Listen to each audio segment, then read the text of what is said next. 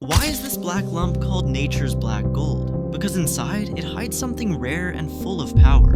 It's a strange growth that slowly forms over decades, and people harvest it carefully to keep the tree alive. Once collected, it's trimmed into smaller chunks, then broken down even more for easier use.